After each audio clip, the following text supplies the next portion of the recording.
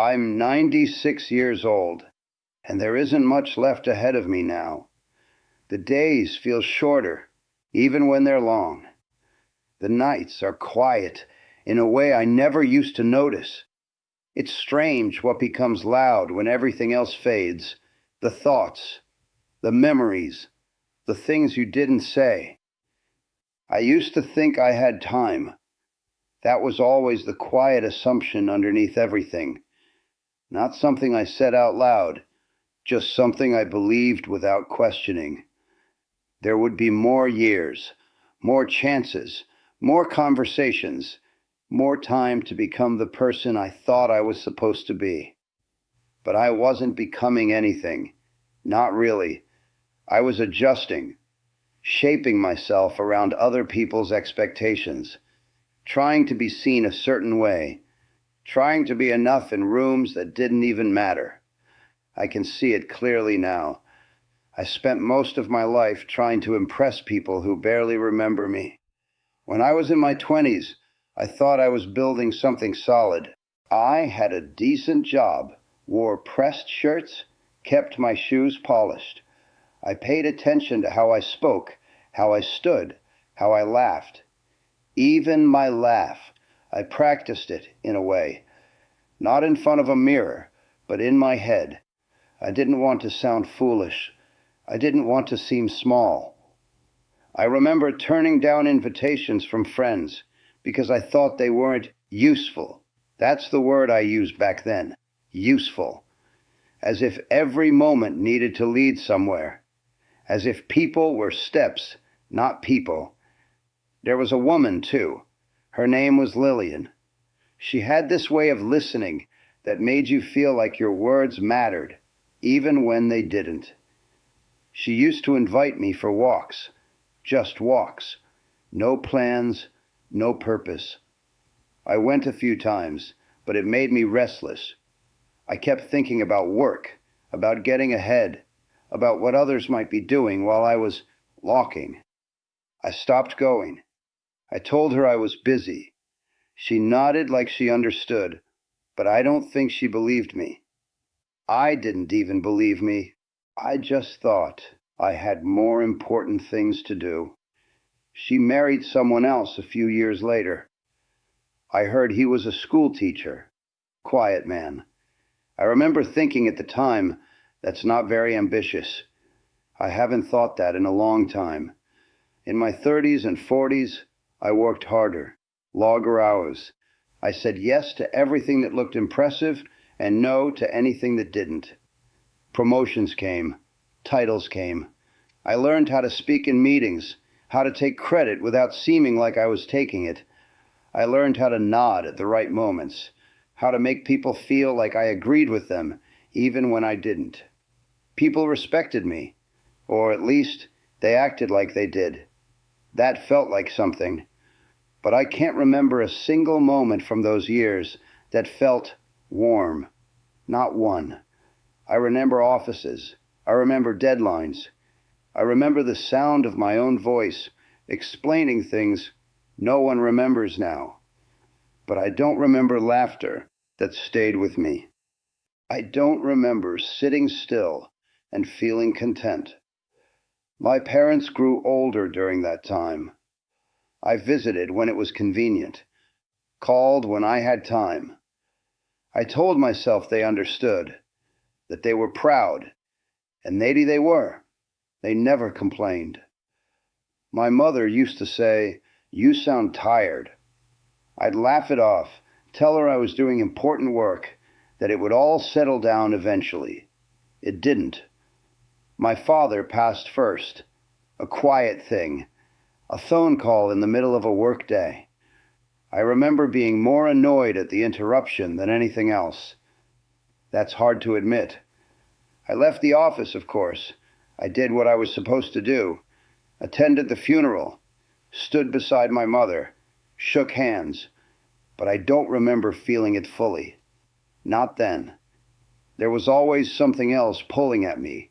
Some meeting, some obligation, some invisible audience I was still trying to impress. My mother lived a few more years after that.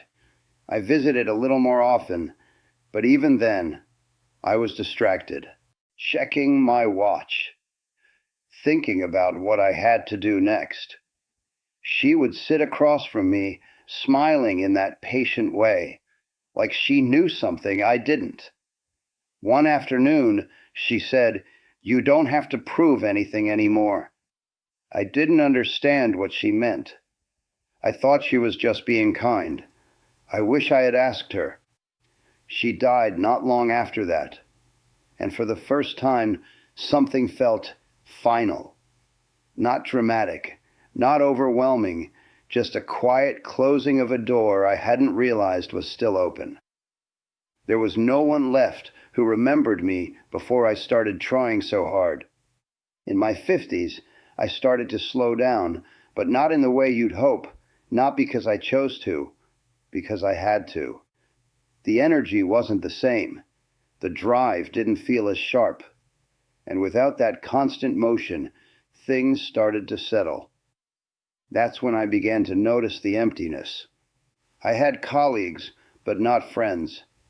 Conversations, but no connection. I could sit in a room full of people and feel completely unnecessary. I tried to fix it, joined clubs, attended events, smiled more, listened more, but it all felt like another performance, another version of the same old habit, trying to be someone worth noticing. The turning point came quietly. No big moment, no dramatic collapse, just a dinner. I was invited to a retirement gathering for someone I had worked with for years. I almost didn't go, but it felt like the right thing to do. There were speeches, laughter, stories being shared. People talked about him, not his achievements, not his titles, but the small things. How he remembered their children's names, how he stayed late to help without being asked, how he made people feel at ease. I sat there, listening. No one would ever say those things about me. Not because I hadn't been there. I had been, but I hadn't really been with anyone. I left early, walked to my car, sat there for a long time without starting the engine. That was the first time I felt it clearly. Something heavier. Something settled. A life can look full from the outside and still be empty in the places that matter. After that, things didn't change quickly. Habits don't loosen their grip just because you finally see them. But I stopped pushing as hard. Stopped chasing things that didn't feel real anymore. The problem was, there wasn't much left to turn toward. The people I had overlooked had moved on, built lives without me. The moments I had skipped didn't wait around. Time doesn't hold things for you. It just keeps moving. Now I sit here, in a quiet room that holds very little of my past. A few photographs, most of them formal, posed, smiling in ways that don't quite reach the eyes. There's no one who visits regularly. A few calls now and then. Polite, brief.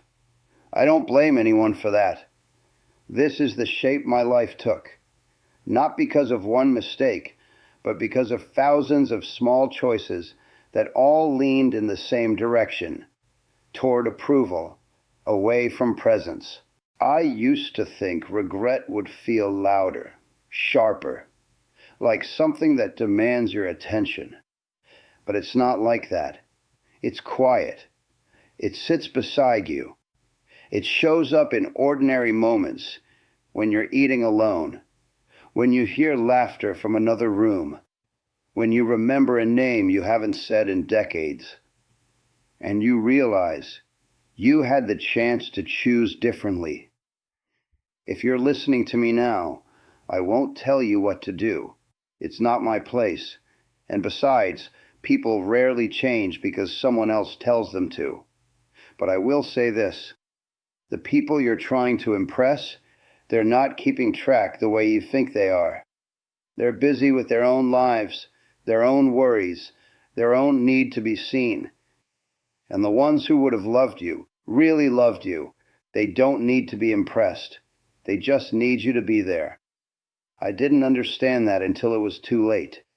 There's a difference between being respected and being remembered. I chased one and missed the other. And now, at 96, there isn't time to rebuild what I let fade. There's only time to see it clearly. Sometimes I sit by the window in the late afternoon. The light comes in soft, almost golden. It reminds me of those walks I used to take with Lillian, the ones I thought were a waste of time. I can't remember what we talked about, but I remember how I felt. And that's the part that stays with me. Not the meetings, not the titles, not the effort I put into being someone I thought the world wanted. Just a few quiet moments I didn't even value at the time. If this means anything to you, maybe just don't rush past those moments. They don't look important when they're happening. That's the trick of it. You only see their weight when they're gone. I'm 96 now, and for the first time in my life, I'm not trying to impress anyone. There's no one left to impress. I just wish I had learned that sooner. It would have been a different life, a quieter one, maybe, but not this empty.